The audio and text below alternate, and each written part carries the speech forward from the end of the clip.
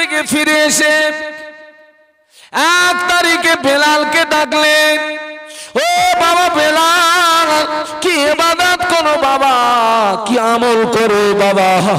আমি রাসূলুল্লাহ, আমি জান্নাতের ভিতরে তোমার পায়ের আওয়াজ শুনতে পেয়েছি।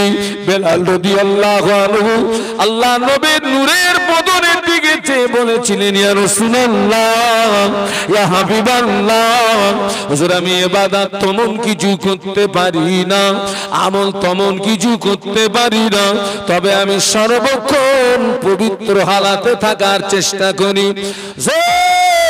আমার উযু নষ্ট হয়ে গেলে সঙ্গে সঙ্গে আমি উযু করে নিই, আমি উযু করে নিই, আমি 2 রাকাত তাহিয়াতুল উযু নামাজ আদায় করে নিই।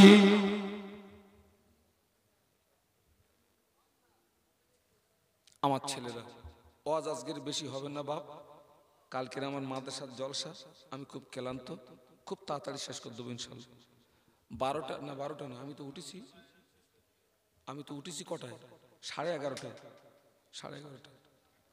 আচ্ছা আপনারা বলেন আমি কতক্ষণ থাকবো? মানে এরা হুজুর মরে যায়, যাক ওয়াজ করতে হবে। হুজুরির এত ভালোবাসা, পাশে হুজুর মরে কবরে চলে গেছে, তা কবর জিয়ারত করতে বলছে, ও হুজুর ওঠো, ওয়াজ করবা না? কবর জিয়ারত করতেছে, হুজুর ওঠো, ওয়াজ করবা না? আল্লাহ রে, দরুদ শরীফ, আল্লাহুম্মা সাল্লি আলা, জোরে জোরে পড়েন, এই ছেলেরা জোরে জোরে পড়ো বাপ।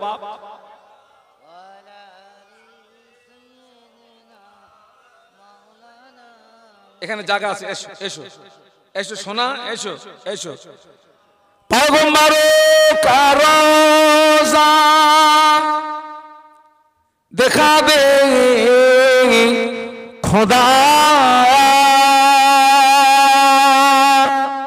দারে মুদ্দত সে মিলা দে খোদায়া,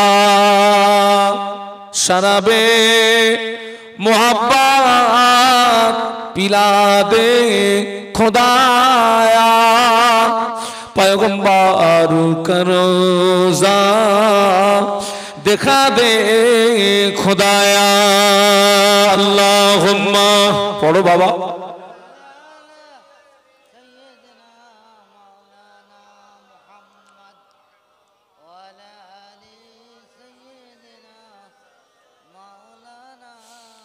সকলে একটু জবান খুলে বলুন আল্লাহু আকবার। আল্লাহু আকবার। যুবকেরা জবান খুলে বলো আল্লাহু আকবার। আল্লাহু আকবার। আল্লাহকে ডাকলে আল্লাহ খুশি হয় না, রেগে যায়। আল্লাহ কোরআনে বলেছেন, উদউনি আস্তাজিব লাকুম, বান্দা তুই আমাকে ডাক, আমি আল্লাহ তোর ডাকে সাড়া দিয়ে থাকি। একটু জোরে বলুন। আমার সোনার ছেলেরা, আমি তোদের ভাই মোহাম্মদ শাহানুর আলম। ওয়াজ করতে করতে দাঁড়ি চুল পেকে গেছে, আমার গোপ পেকে গেছে। খোকা, সবাইকে বলে যাচ্ছি, এই মাহফিলটাকে শেষ মাহফিল মনে করো, জীবনের শেষ সাক্ষাৎ মনে করো। তুমি জীবনের নামাজ ছেড়ে দিয়েছো, অপরাধ করেছো, দাঁড়িয়ে পেশাব করেছো, অপরাধ করেছো, পেশাব করে পানি নেওনি, অপরাধ করেছো। এখনো তওবার দরজাটা খোলা আছে বাপ। सांस जब तक जारी है तौबा की दरवाजा तब तक खुला हुआ है, सांस बंद हो जाएगा तौबा की दरवाजा भी बंद हो जाएगा। ऐ जवान ऐ যুবক, তোর নিঃশ্বাসটা এখনো জারি আছে, তওবার দরজা খোলা আছে। তোর নিঃশ্বাস যেদিন বন্ধ হয়ে যাবে, তওবার দরজা বন্ধ হয়ে যাবে। তুই কবরের ভিতরে যতই রোনাজারি করবি, তওবার কবুল হবে না। মানুষ সব টপ টপ করে মরে যাচ্ছে, সব মানুষ। আমাদের জন্য দোয়া করবেন।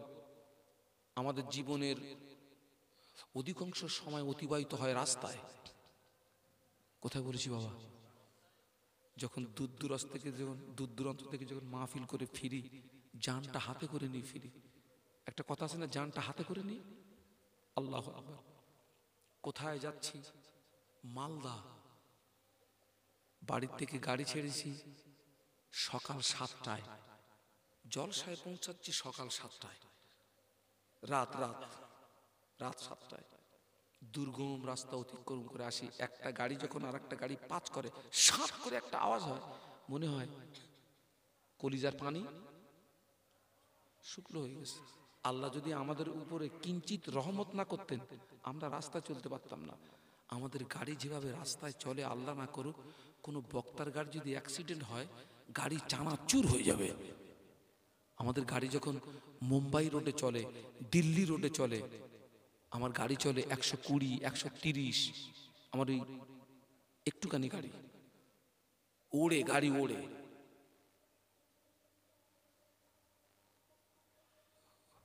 কত মানুষ সব মারা যাচ্ছে, হঠাৎ মরে যাচ্ছে বাবা। এই দেখলাম আব্বাজান খাওয়া দাওয়া করে শুয়েছেন, সকালে উঠে দেখছে আব্বা মারা গেছে।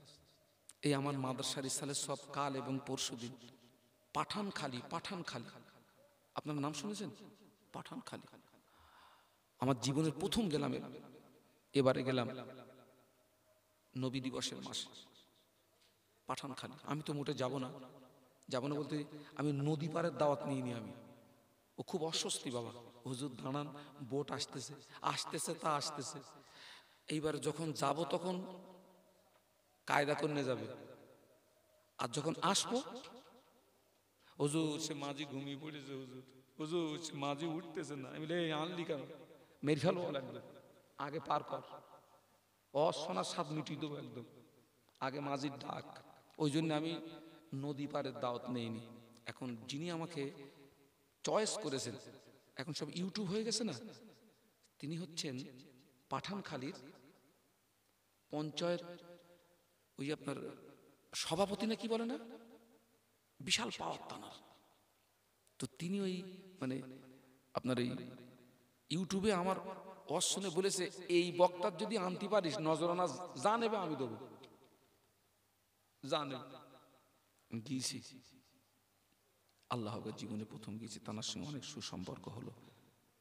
এই আজকের কথা হলো, এখান থেকে 2-3 দিন আগে কথা হলো, বললো হুজুর আমার শাশুড়ি খুব অসুস্থ, আপনি একটু দোয়া করবেন হুজুর।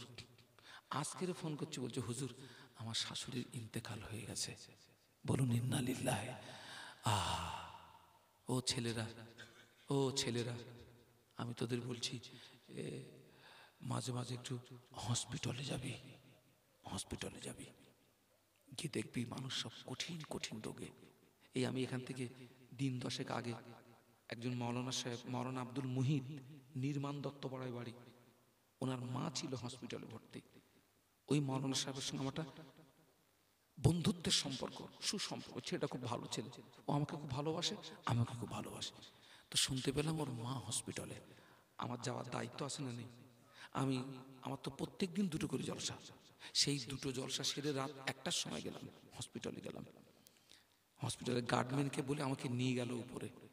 আল্লাহ, গিয়ে দেখি মানুষ সব মরে পড়ে আছে। কিছু মানুষ দেখছি 2টো পা বাঁধা, হাত বাঁধা, ছটকাচ্ছে, লাফাচ্ছে। কিছু মানুষ গার গোস্ত পচে পোষা গ্যাস বেরোচ্ছে। আহা, মেয়েদের অর্ডে নিয়ে গেল আমাকে, মেয়েদের অর্ডে। আহা, আমি তো জলসায় দোয়া করি, আল্লাহ হসপিটালে নার্সিংহোমের বেডে আমার যত মা বোন কাঁদতেছে, ওদেরকে সুস্থ করে আপনি বাড়ি ফিরিয়ে দেন, আল্লাহ বাড়ি ফিরিয়ে দেন। আমি আমার জীবনে এক সময় বসিরহাট হসপিটালে 1 সপ্তাহ ছিলাম। আমি এই কম বেশি 17 বছর আমি অসুস্থ, 17 বছর জীবনের প্রথম। মানে অজ করতে পেটের যন্ত্রণা শুরু হলো। দেউলি, বাবুরহাট, ওখানে জলসা করতে পেটের যন্ত্রণা শুরু হলো, অসহ্য যন্ত্রণা। ওরা আমাকে নিয়ে আপনার মিনাকা হসপিটালে ভর্তি করলো, হলো না, ওরা আমাকে ট্রান্সফার করলো বসিরহাটে। 1 সপ্তাহ ছিলাম। 1 সপ্তাহ যা দেখেছি আমি, আমার জ্ঞানের চোখ খুলে গেছে। দেখি আমার দুটো তিনটে বেড পরে এইরকম একটা মানুষ, বয়স্ক মানুষ, নামাজি, হাত দুটো বাঁধা, পা দুটো বাঁধা, শুধু একটা কথা বলছে, আমাকে একটু পানি দাও, আমাকে একটু পানি দাও, আমাকে একটু পানি দাও, চেঁচাচ্ছে। কিন্তু ডাক্তার বলছে কি এখন পানি দেওয়া যাবে না, কি রোগ তো আল্লাহ জানে। আচ্ছা ভাই আপনি বলুন, কেউ যদি পাশে পানি দাও পানি দাও করে যদি চেঁচামেচি করে, মনটা কাঁদে না কাঁদে না? তা আমি চিন্তা করতেছি, আল্লাহ আমার তো কষ্ট হচ্ছে, তা যা হয় হোক আমি ওর একটু পানি খাওয়াবো। আবার চিন্তা করতেছি, গার্ডম্যান যদি আমার ধরে ফেলে যে তোমার এখানে মাতব্বারি করতে বলিস কেনা, আমি গেলাম না। আল্লাহরে পানি করতে করতে, পানি দাও করতে করতে ফজরের আগে লোকটা মারা গেল, পানি খাওয়া হলো না। আমার ছেলেকে নিয়ে, আমার একটা ছেলে আমার একটা মেয়ে, আমার ছেলেকে নিয়েছিলাম আরজি কর, 7 দিন ছিলাম মেডিসিন ওয়ার্ডে। আল্লাহরে মানুষগুলো আনতেছে, টপ টপ করে মরে যাচ্ছে, টপ টপ করে মরে যাচ্ছে। এই জওয়ান, বেঁচে থাকাটা মিথ্যা, মরে যাওয়াটা সত্য। তুই আজ বেঁচে আছিস, কালকে রে বেঁচে থাকবি গ্যারান্টি নাই। আজকের রাত তুই আমি জিন্দা হতে পারে, সূর্য যখন উদয় হবে তুই আর আমি মুর্দা। পারে না, পারে না।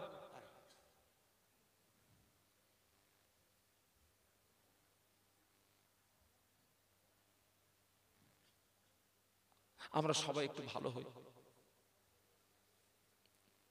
সবাই একটু ভালো হই, আমরা একটু পরিবর্তন হই। ছেলেরা,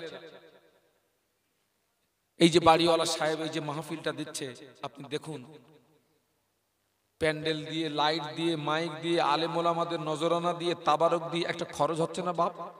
হচ্ছে। আরো ওনার সব আত্মীয় স্বজন এসছে, সবার মেয়ে জামাই আত্মীয় স্বজন সব এসছে, একটা খরচ হচ্ছে। ওই বাড়িওয়ালা সাহেবের এই খরচ করাটা সার্থকতা হবে বাপ? এখান থেকে যদি একজন ব্যক্তি অজ নিয়ে বাড়ি যেতে পারে, একজন ব্যক্তি, সে নারী হোক কিংবা পুরুষ হোক, একজন। তাই আমি সবাইকে বলে যাচ্ছি, শোনা, আমি তোদের ভাই মোহাম্মদ শাহানুর আলম, হাত জোড় অনুরোধ করে বলে যাচ্ছি, জীবনে যা অন্যায় করেছি এই পর্যন্ত বন্ধ করো খোকা, বন্ধ করো। যা হওয়ার হয়ে গেছে। এখনো আমাদের জন্য তওবার দরজাটা খোলা আছে বাপ, খোলা আছে। বান্দার গুনাহ যদি আসমান সমূহ হয়, আমার দিকে তাকান, কোন সমূহ? আসমান সমূহ। বান্দার গুনাহ যদি আসমান সমূহ হয়, ওই বান্দা যদি আসমান সমূহ গুনাহ নিয়ে আল্লাহ পাকের দরবারে তওবা করে, আল্লাহ পাকের দরবারে মাফি চায়, আল্লাহ পাকের দরবারে রুনাজারি করে, আল্লাহ পাক আজ জীবনে নামাজ ছেড়ে দেব না, আল্লাহ পাক আজ জীবনে রমজানের রোজা ছেড়ে দেব না, আল্লাহ পাক আজ জীবনে মিথ্যা কথা বলবো না, আল্লাহ পাক জীবনে দাঁড়িয়ে পেশাব করব না, আল্লাহ পাক আমি পেশাব কোণে পানি নিইনি, অন্যায় কোণে জীবনে অপরাধটা করব না, আল্লাহ আল্লাহ আপনি আমায় মাফ করে দেন, আল্লাহ আপনি আমায় ক্ষমা করে দেন।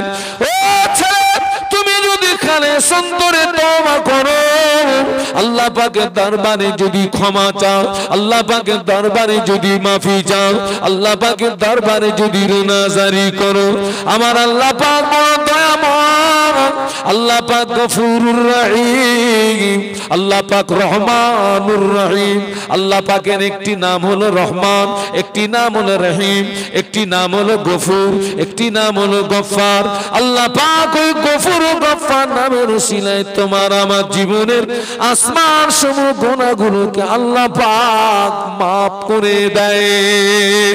শুধু আল্লাহ পাক জীবনের গুনাহকে মাফ করে না, আল্লাহ পাক জীবনের গুনাহ মাফ করে তোমার আমার জীবনের গুনাহগুলোকে নেকি দ্বারা বদলিয়ে দেয়। এটা হচ্ছে অফার। এটা কি?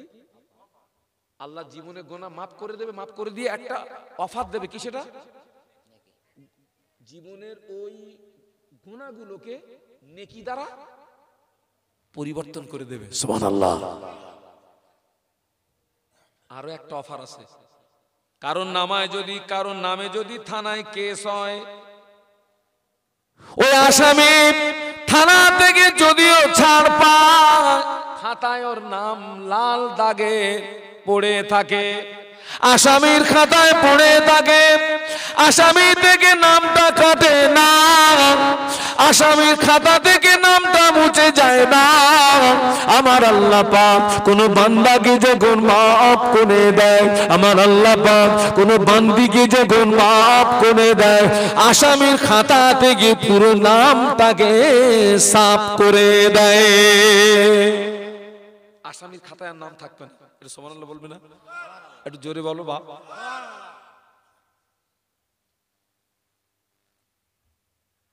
আচ্ছা ভাই, এখন আমার এই অশ্বনে কেউ যদি ক্ষমা না চায়, আমার কোনো ক্ষতি হবে? হ্যাঁ,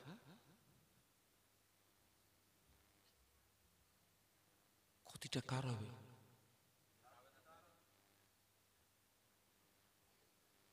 ফিরে এসো বাবা,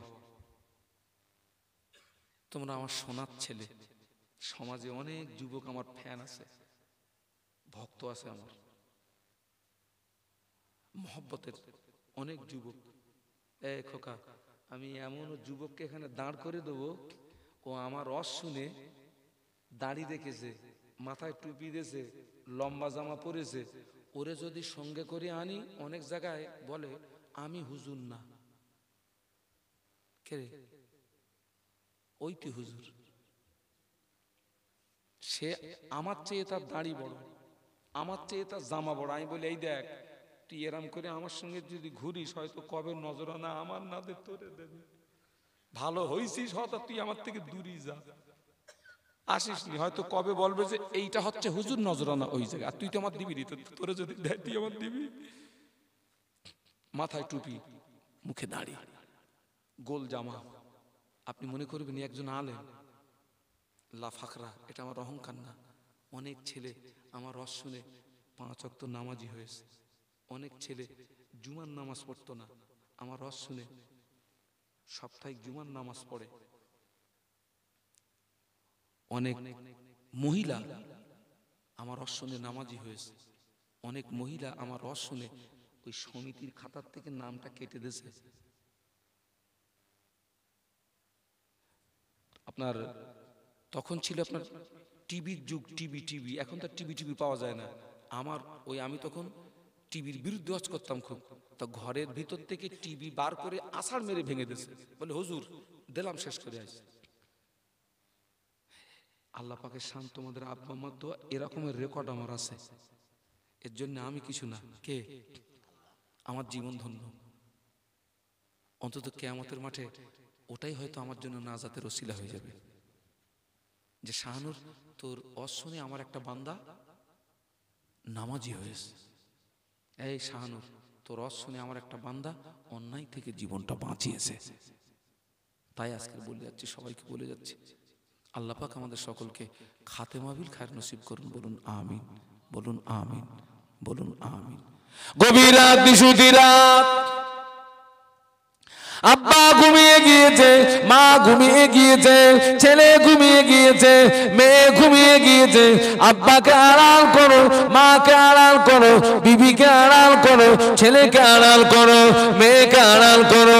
গোপনে গোপনে উযু করো, নামাজের পাটি নিয়ে বসে যাও, ইস্তেগফার করো, তওবা করো, ইস্তেগফার করো, তওবা করো, রোনাজারি করো, কান্নাকাটি করো।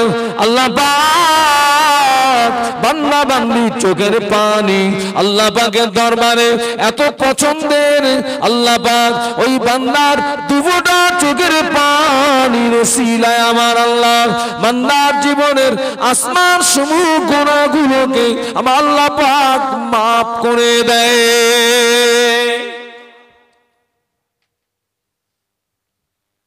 আর এই চোখের পানির এত মূল্য, আটলান্টিক মহাসাগরে যত পানি আছে, সব পানি যদি আল্লাহর জাহান্নামায় ঢেলে দেওয়া হয়, আল্লাহর জাহান্নামার আগুন ঠান্ডা হবে না। মাছির মাথার মতো চোখ দিয়ে যদি আল্লাহর ভয়ে, জাহান্নামার ভয়ে যদি এক ফোঁটা পানি বার করতে পারিস খোকা, ওই মাছির মাথার মতো এক ফোঁটা পানি জাহান্নামায় ঢেলে দিলে জাহান্নামার আগুনটা তপ করে ঠান্ডা হয়ে যাবে। এত দাম, এত দাম। দেখো, কেউ যদি মেনে নেওয়ার নিয়াতে রস শোনে, 10 মিনিটের রস যদি মেনে নেয় জীবন, আর কেউ যদি মনে করে হুজুর তোমারে ভাড়া এনেছি, তুমি তোমার মতন চালাও, কি করব বাড়িকে ভাববো, ঘোড়ার পশু পাবা। আল্লাহ আমাদের সকলকে খাতেমা বিল খায়র নসিব করেন, বলুন আমিন। আমার আম্মা চাচিমারা ঘর বাড়ি সব সাফ সুতরা করে আলেম ওলামাদের জন্য নতুন গামছা, আমরা যেখানে বাথরুম করতাম সেই বাথরুম না, আলাদা বাথরুম, নতুন বাথরুম হবে। সে একটা আলাদা পরিবেশ। এখন সেই আপনি লক্ষ্য করুন, ঘরোয়া মাহফিলের সংখ্যা কিন্তু কমে গেছে। এই যে বাড়িতে বাড়িতে মাহফিল, আগে অনেক বাড়িতে খাস মিলাদ হতো না, খাস মিলাদ হতো না বাবা, এখন সে কিন্তু খাস মিলাদ উঠে গেছে।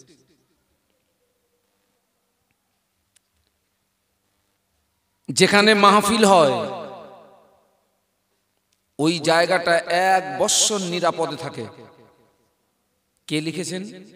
বসিরহাটের বড় মাওলানা লিখেছেন, যে জায়গাতে মাহফিল হয় ওই জায়গাটা 1 বৎসর নিরাপদে থাকে, এবং ওই জায়গাতে আল্লাহ পাকের পক্ষ থেকে বিভিন্ন প্রকার খায়ের এবং বরকত ওই জায়গাতে নাজিল হয়।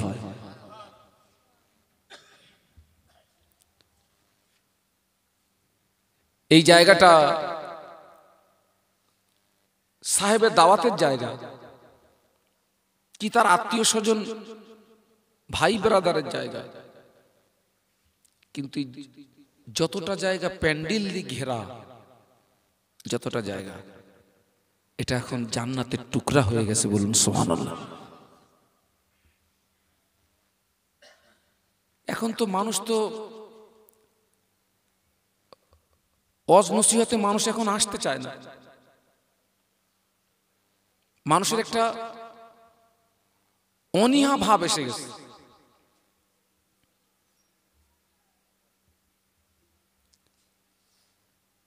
এই জায়গাটা কি বলেছি? জান্নাতের বাগান, জান্নাতের টুকরা, জান্নাতের অংশ। আর একটা জান্নাতের টুকরা আছে, সেটি হচ্ছে মদিনা শরীফে। এখানে কোন হাজী সাহেব আছে? নেই, কেউ নেই। আল্লাহ আমাকে নিয়ে গেছেন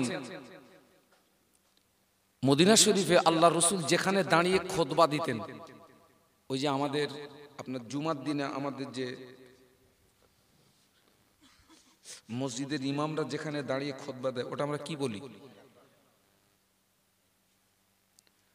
আল্লাহ রসুল যেখানে দাঁড়িয়ে খুতবা দিতেন, ওখান থেকে শুরু করে আল্লাহ রসুলের মাজার মুকাদ্দাস, অর্থাৎ আল্লাহ রসুল যেখানে শুয়ে আছেন, মাঝখানে একটা খালি জায়গা। ছেলেরা আমার দিকে তাকাও,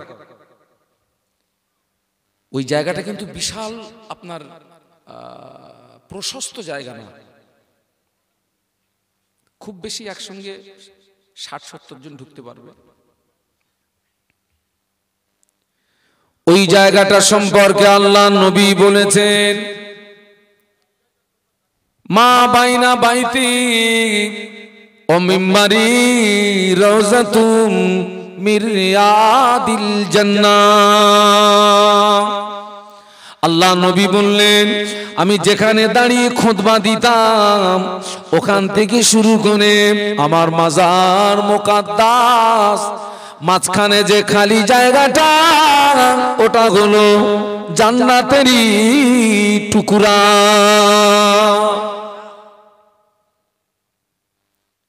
কথাটা কেন বললাম জানেন? আমি আপনাদের জন্য দোয়া করি, আল্লাহ পাক যেন আপনাদের মক্কা মদিনার মেহমান হিসাবে কবুল করেন, বলুন আমিন, বলুন আমিন। বলুন না আমিন। না গেলে ভাষায় সব জিনিস বোঝানো যায় যায় না। হাজিরা ওই রিয়াজুল জান্নাতে যাওয়ার জন্য কোন কোন হাজি সাহেব ফজর থেকে জোহর পর্যন্ত অপেক্ষা করে, ওই জায়গাটা একটু যাবে তাই। আবার কোন কোন হাজি সাহেব জোহর থেকে আসর পর্যন্ত অপেক্ষা করে, ওই জায়গাটা যাবে তাই। আবার অনেক হাজি দেখতে পাওয়া যায় অপেক্ষা করে পায় না।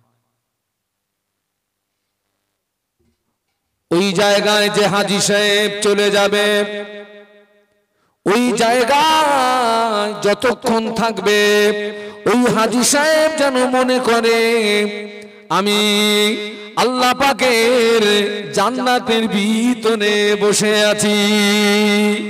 আহা, ও আমার ভাইরা, ওই জায়গায় আল্লাহ পাকের হাজি বান্দারা যখন দোয়া চায়, ওই দোয়াটা আল্লাহ পাকের দরবারে কবুল হয়ে যায়। আবার দোয়া করি আল্লাহ যেন আপনাদেরকে যাওয়ার তৌফিক দেন। যে হাজি ঢোকে সে হাজি আর বেরোতে চায় না। যে হাজি ওখানে, তো ওখানে ভাই পুলিশ আছে, পুলিশ ওই খুব বেশি আপনারে মানে 5-7 মিনিট আপনার থাকতে দেবে। এরপরে যদি আপনি থাকার চেষ্টাও করেন হবে না, পুলিশ ঠিক এই জায়গাটা ধরবে, টেনে বার করে দেবে। যে ঢোকে সে আর বারোতে যায় না, পুলিশ দাঁড়াতে দেবে না, টেনে বার করে দেবে একদম। কেন বার করে দেবে? আরো অনেক মানুষ অপেক্ষায় আছে, ইন্তজারে আছে। ওটাও জান্নাতের টুকরা, এটাও টুকরা। এই জায়গায় যদি আপনি চুপ করে বসে থাকেন,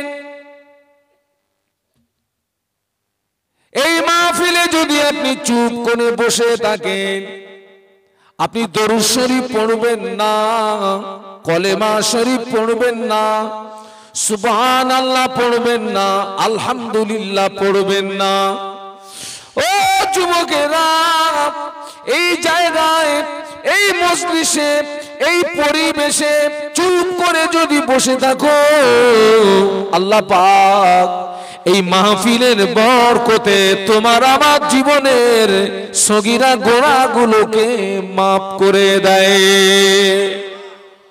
কোন গোনা? তার মানে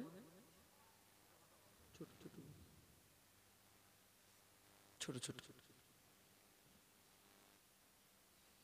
ও যুবকেরা, এই জায়গায় বসে তুমি যদি খালেস অন্তরে তওবাটা করতে পারো, আল্লাহ পাক তোমার আমার জীবনের কবিরা গুনাহ তথা বড় বড় বড় বড় গুনাহগুলোকে আল্লাহ পাক মাফ করে দেয়। কিন্তু আপনি লক্ষ্য করে দেখুন, এখন সব টেনে টেনে আনতে হয়, এসো গো বসো গো, এসো গো বসো গো। হ্যাঁ, আজকে যদি এখানে ড্যান্স হাঙ্গামা হয়তো, যদি মেয়ে লোক দুটো আনা হয়তো কিরম হয়তো বলেন দিন খোকা?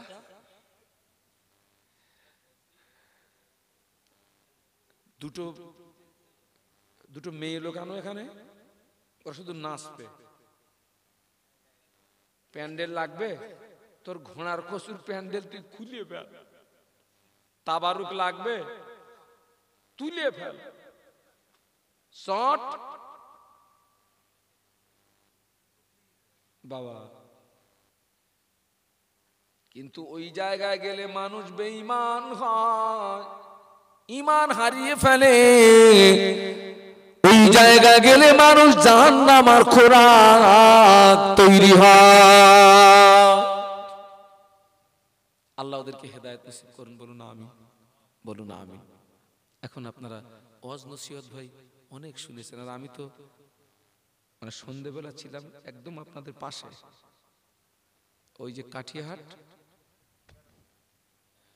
একদম মেন রোডের পাশে। ওরা বেশ আজকের একটা সুন্দর পরিবেশ তৈরি করেছে, ওরা বেশ অনেক মানুষ হয়েছে। আল্লাহু আকবার।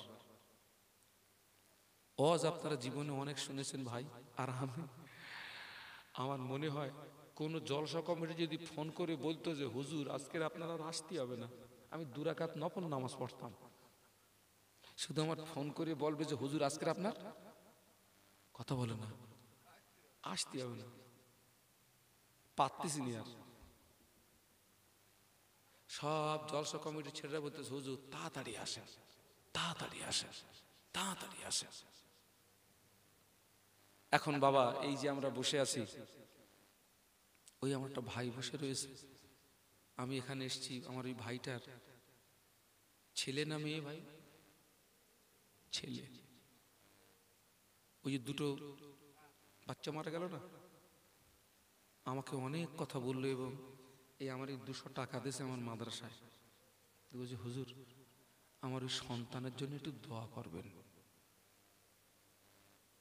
ও ছেলে তো এমনি শহীদ হয়ে গেছে। কি হয়ে গেছে? শহীদ। ও সন্তান জান্নাতের মেহমান হয়ে গেছে, আমি কি দোয়া করবার জন্য? এখন এই যে আমরা মাহফিলে আছি, এই মাহফিলটা আমাদের জীবনের শেষ মাহফিল হতে পারে না? পারে না? পারে না বাবা? এটা আমার জীবনের শেষ ওয়াজ হতে পারে না? পারে না? পারে। আল্লাহ রাসূল বলেছেন একজন মানুষ পানিতে নামবে অথচ তার পায়ে পানি লাগবে না, এটি অস্বাভাবিক। পানিতে নামলে পায়ে পানি লাগাটা স্বাভাবিক। আবার রাসূল বলেছেন মানুষ পৃথিবীতে বিচারণ করবে অথচ গোনা হবে না, এটিও অস্বাভাবিক। মানুষ হিসাবে পৃথিবীতে বিচারণ করতে গেলে গোনা হওয়াটাও, কথা বলেন, কথা বলেন, আমরা সবাই কি? আল্লাহ রাসূল বলেছেন কুল্লু বানি আদম খাত্তাউন, প্রতিটি আদম সন্তান গুনাহগার। সবাই আমরা কি? কেউ বেশি,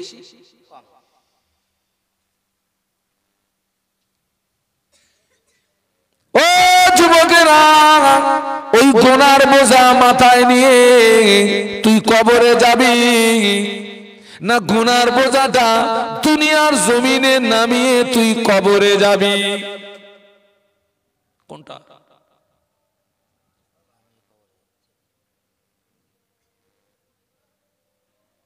আল্লাহ পাক জানে আমার বান্দা গুনাহ করবে,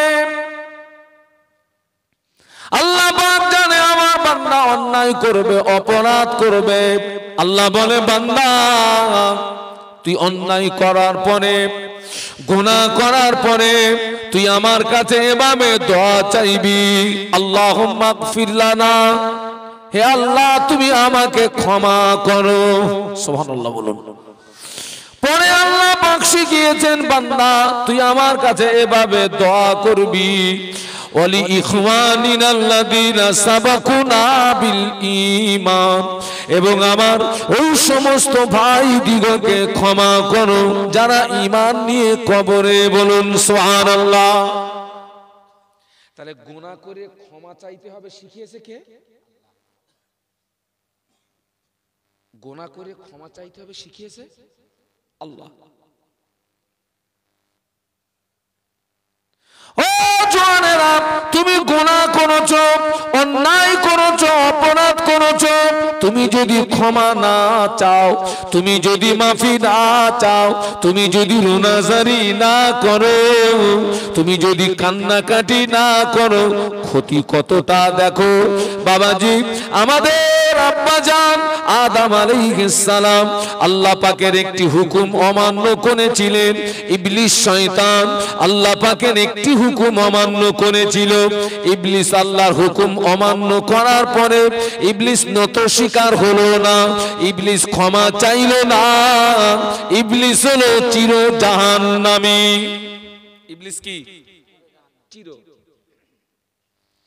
ও আমার ছেলেরা, আমাদের আব্বাজান আদম আলাইহিস সালাম আল্লাহ পাকের হুকুম অমান্য করার পরে তিনি নত স্বীকার হয়েছিলেন, ক্ষমা চেয়েছিলেন, মাফি চেয়েছিলেন। আল্লাহ পাক আমাদের আব্বা জানের জীবনের লজ্জাকে মাফ করে দি।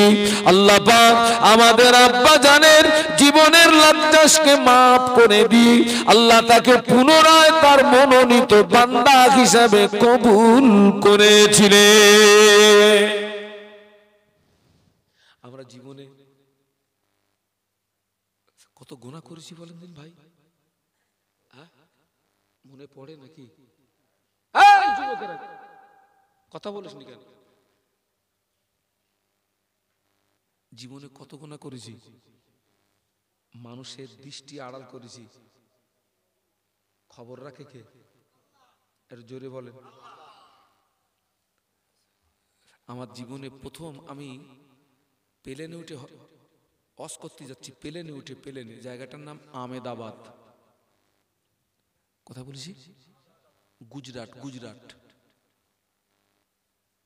ওরা আমাকে প্লেনে করে নিয়ে যাচ্ছে, আমার জীবনের প্রথম।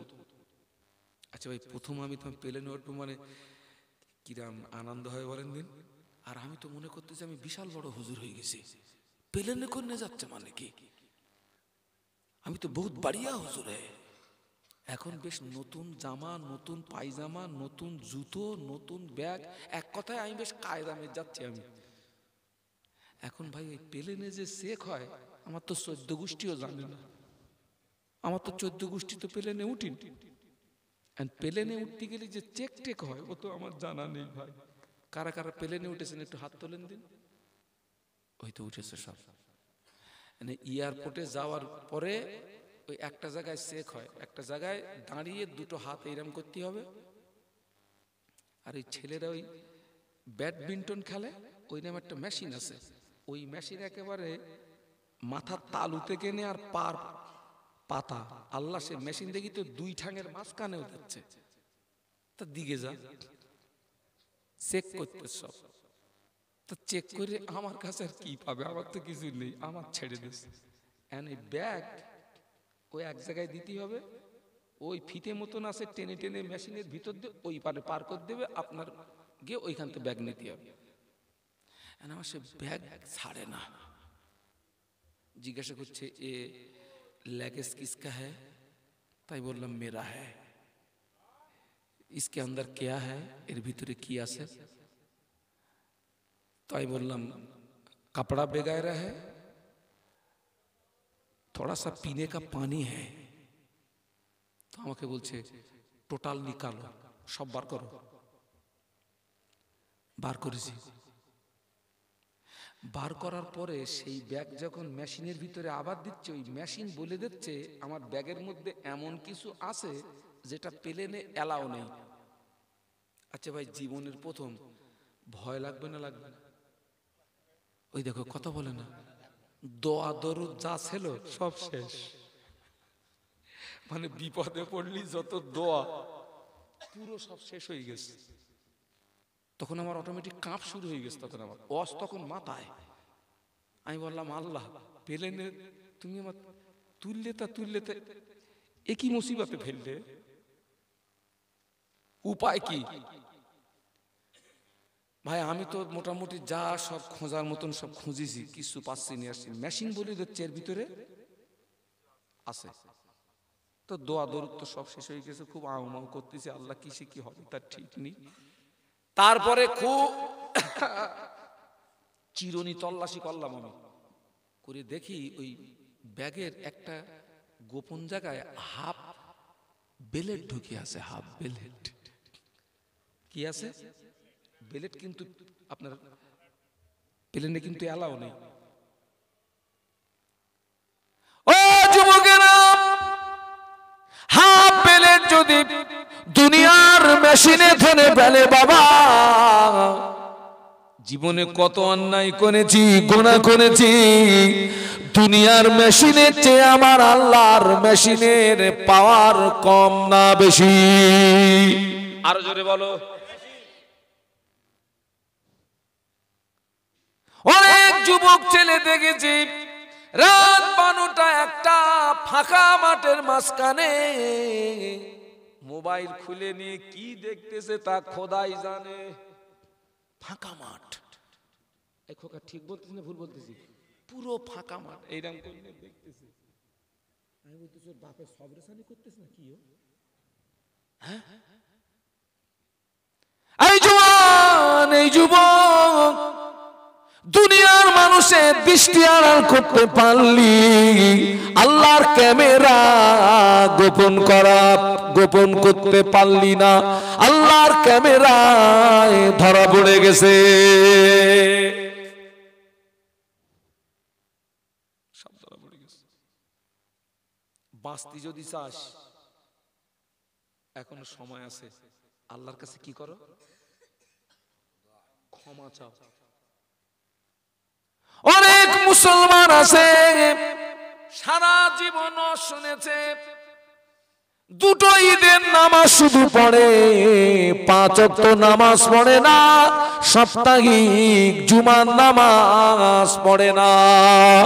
আবার অনেক মুসলমান আছে সারা জীবন শুনেছে, এখনো দাঁড়িয়ে দাঁড়িয়ে পেশাব করে পানি নেয় না। আছে না নেই? এই খোকা দাঁড়িয়ে পেশাব করে কোন পশু? আপনি চুপ করেন মুরব্বী, ওগা কাছতে শুনুন। কোন পশু? মুসলমানের ছেলে দাঁড়িয়ে দাঁড়িয়ে পেশাব করতেছে। হ্যাঁ,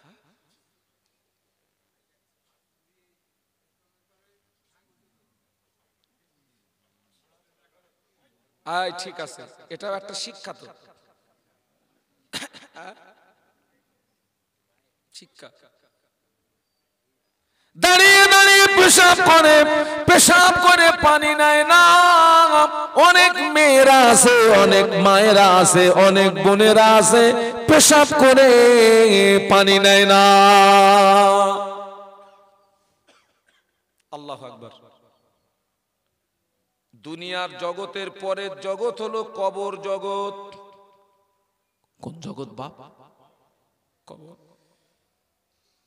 ও জওয়ানেরা, কবরের আযাব সবচেয়ে বেশি হয় পেশাবের ছিটে থেকে না বাঁচার কারণে। কবরের আযাব বেশি হয়। আল্লাহ নবী যখন এই কথাটা বললেন, দেখতে পাওয়া যেত নবী পাকের সাহাবীরা পেশাব থেকে বাঁচার জন্য কাঠি নিয়ে ঘুরতেন। কি নিয়ে ঘুরতেন? কাঠি নিয়ে কি করবে?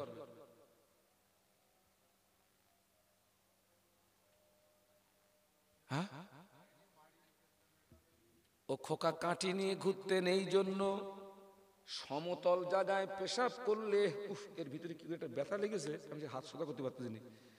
ওই সমতল জায়গায় পেশাব করলে ওই পেশাবের ছিটে গায়ে লাগার ভয় থাকে না? থাকে না? থাকে।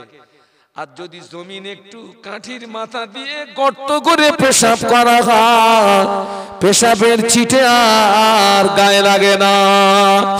ও ছেলেরা, এই জন্য নবী সাহাবীরা কাঠি নিয়ে ঘুরতেন।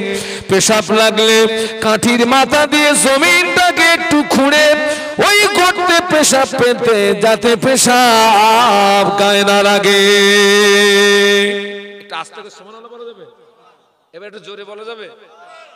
ও যুবকেরা, অনেক সাহাবী বোতল নিয়ে ঘুরতেন, পেশাব লাগলে বোতলের ভিতরে পেশাব করতেন, যাতে পেশাবের ছিটে গায়ে না লাগে। আরো পুরো একদম দেরিকে চালাচ্ছে।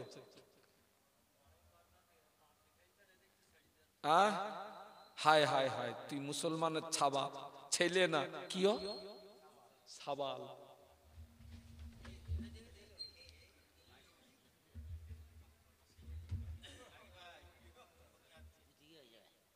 দরুদ শরীফ।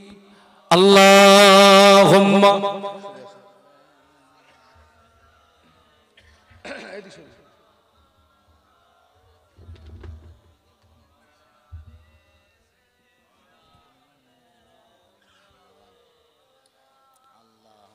জোরে জোরে আল্লাহুম্মা সাল্লি আলা। ছেলেরা জোরে জোরে পড়ো বাবা, পড়ো।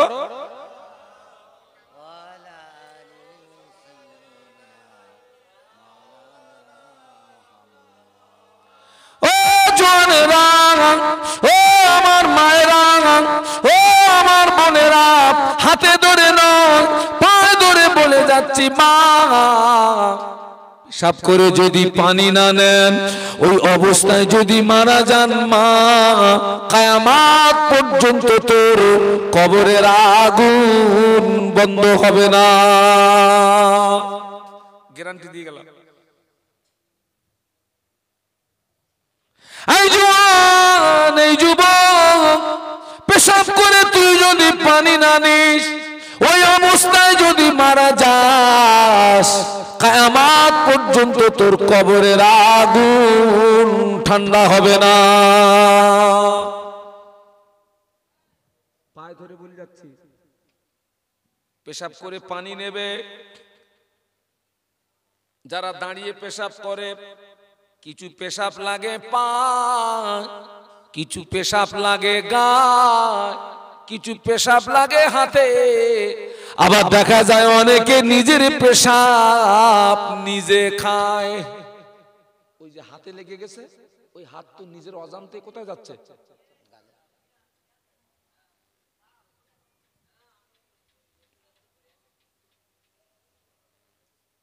অনেক ছেলেরে বলেছি বাবা, সারা জীবন তুই ওয়াজ শুনলি, মুখে একটু দাঁড়ি রাখ। বলতেছে হুজুর অতটা চুল নিয়ে ঘোরা যায় না। এই আমার দিকে তাকা, কতটা? আমি বলি খোকা তুই হাত উঁচু কর। ও হাত উঁচু করেছে, আল্লাহ দেখি ওর বগলের চুল 1 বিঘে লম্বা। এই জওয়ান, এই যুবক, ওর জীবনের শুরু থেকে আজও পর্যন্ত বগলের লোম কাটিনি, বগলের লোম ছাটিনি, বগলের লোম চাচিনি। উকুন গিজ গিজ গিজ গিজ গিজ গিজ করতেছে। সুন্দরবনের রয়্যাল বেঙ্গল টাইগারকে নিয়ে যদি ওর বগলের পাশে ধরায়, বাঘরে যদি বলা হয় রে বাঘ তুই কোন জঙ্গলে যাবি, বাঘের যদি জবান খোলে বাঘ হয়তো বলবে হুজুর পুরাতন জায়গায় যাব না, একটু নতুন জায়গায় যাব। আমার চিন্তা হয়, আহারে ওর যদি শোরুমের অবস্থা যদি এই হয়, গোডাউনের অবস্থা কি? তোর শোরুমের যদি এই হাল হয়, তোর গোডাউনের অবস্থা কি? এই জওয়ান, এই যুবক, 40 দিন অন্তর যদি দুটো জায়গার লোক যদি সাফ না করিস, তোর নামাজ, তোর দোয়া, তোর ইবাদত আল্লাহ দরবারে কবুল হবে না। কিয়ামত পর্যন্ত তোর কবরের আগুন বন্ধ হবে না।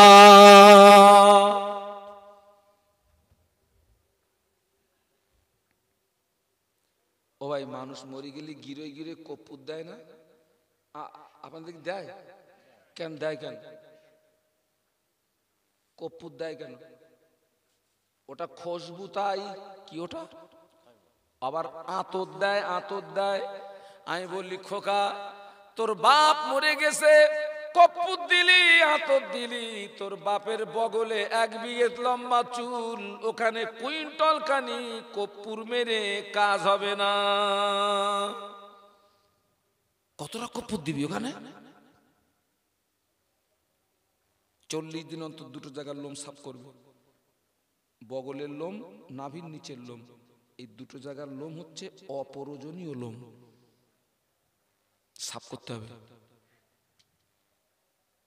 এই মেরাজের মাসে, এই রজব মাসে 27 তারিখে আল্লাহ নবী মেরাজে গেলেন। আল্লাহ পাকের সঙ্গে দিদার হলো। আল্লাহ নবী জান্নাত পরিদর্শন করেছিলেন। একটু সুবহানাল্লাহ বলা যাবে? একটু মহব্বতে বলুন। আল্লাহ নবী জান্নাত পরিদর্শন করেছিলেন। আল্লাহ নবী যখন জান্নাতের ভিতরে ঘুরছিলেন, আল্লাহ নবী যখন জান্নাতের ভিতরে ঘুরছিলেন, ওই জান্নাতের ভিতরে একজন মানুষের পায়ের আওয়াজ আল্লাহ নবী শুনতে পাচ্ছিলেন, মানুষ দেখতে পাচ্ছিলেন না। একজন মানুষের পায়ের আওয়াজ নবী শুনতে পাচ্ছিলেন, মানুষ দেখতে পাচ্ছিলেন না। আল্লাহ নবীর সঙ্গে ফেরেশতা জিবরাইল আমিন ছিলেন। আল্লাহ নবী বললেন, ইয়া আখি জিবরাইল, ও ভাই জিবরাইল, এই আওয়াজটা কিসের আওয়াজ? ফেরেশতা জিবরাইল আমিন বলেছিলেন, ইয়া রাসূলুল্লাহ হাবিবাল্লাহ, এই আওয়াজটা অন্য কোনো আওয়াজ নয়, এই আওয়াজটা হলো আপনার হাফসি বেলালের পায়ের আওয়াজ। নবী বলুন আমিন, বলুন আমিন। সকলকে দাওয়াত দিচ্ছি আগামী কাল এবং পরশু আখারপুর আল আমিন মাদ্রাসা ও এতিমখানার বাৎসরিক ইসালের সব। সকলকে দাওয়াত দিচ্ছি, এখান থেকে বেশি দূর না, পারলে যাবেন, যদি না যেতে পারেন আমার জন্য একটু দোয়া করবেন, মাদ্রাসার জন্য দোয়া করবেন, ইসালের সবের জন্য দোয়া করবেন। উঠে দাঁড়ান, শেষ করে দিলাম। ইয়া নবী সালাম আলাইকা ইয়া রাসূল।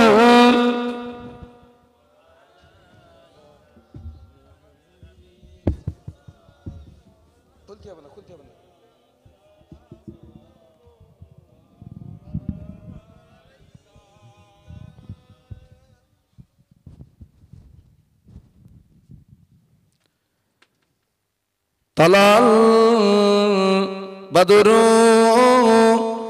আলাইনা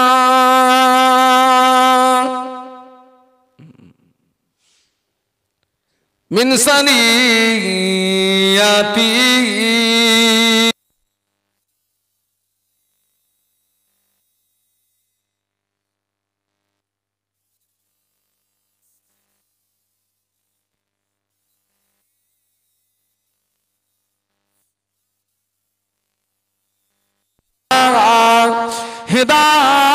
হিদায়াইন ইয়া নবী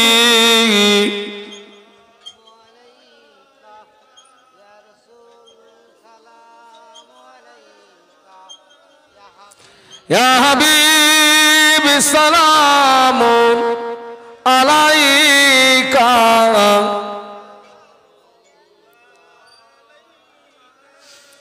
তোমারি ওসিলা নিয়া কাঁদিলেন আদম ও হাওয়া, হইল মাবুদের দয়া কবুল করিলেন দোয়া। নবী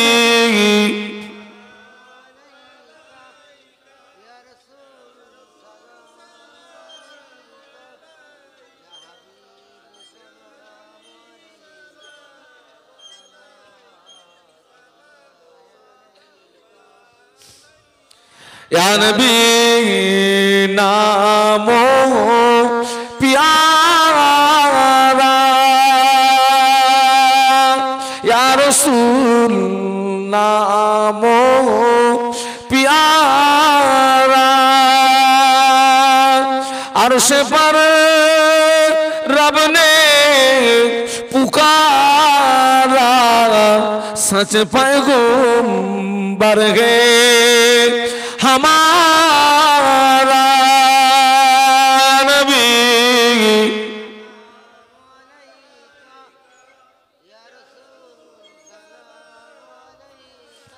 या हबीब सलाम अलैका सलावतुल्लाह